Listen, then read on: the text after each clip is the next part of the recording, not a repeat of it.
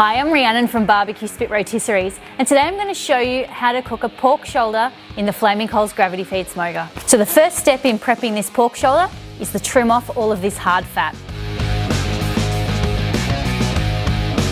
Now we don't want to remove all of the fat. Fat, after all, means flavour, and leaving a bit of fat on there also helps keep the meat nice and moist. Today we're cooking with two of my favourite pork rubs, both from Cosmos Q, the Honey Chipotle Killer Bee and Cosmos Q Hot Dirty Bird. Let's start with a base layer of the Honey Chipotle Killer Bee. Make sure you cover all the surface areas. Next, we're going to apply the Hot Dirty Bird. We're all rubbed up. We're going to let this sit for an hour before popping it in the gravity feed smoker.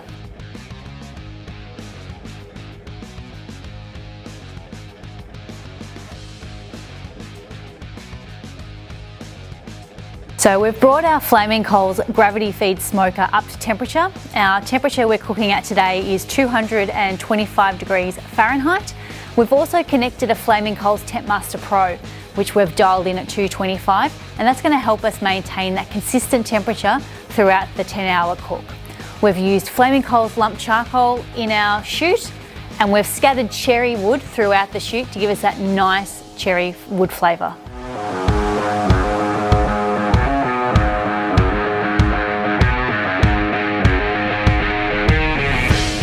Now it's really important to keep your meat nice and moist during the smoking process. I like to spritz with apple juice about once every hour. We've had our meat cooking in the gravity feed smoker for just over 5 hours, so I'm tipping it's going to be time for wrapping. But now I'm going to use an instant read thermometer just to double check the internal temperature of the meat. Now the meat is going to be absolutely piping hot, so it's really important that you put on some inner gloves before you put on your protective food handling gloves.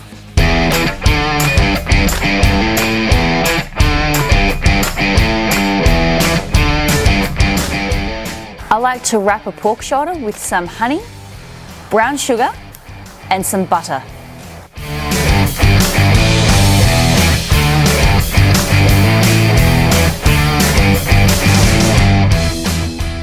When testing for doneness, my preferred method is to use an instant read thermometer, put it into the meat and make sure there's no resistance. Now, some people may tell you to aim for a certain temperature, which can be helpful as a guide, but the real way to know whether it's done is you should be able to insert it and there'll be zero resistance. So as you can see, there's no resistance here, so it's time to get the meat out of the smoker and into the hot box to rest for an hour. So our pork shoulder has rested for an hour. It's time to open it up and get pulling.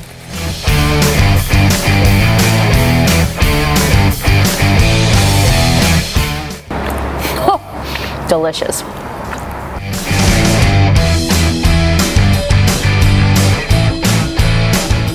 So one of the ways you know if you absolutely nailed your pulled pork is if you get a clean bone when you pull it out. Look at that, nailed it.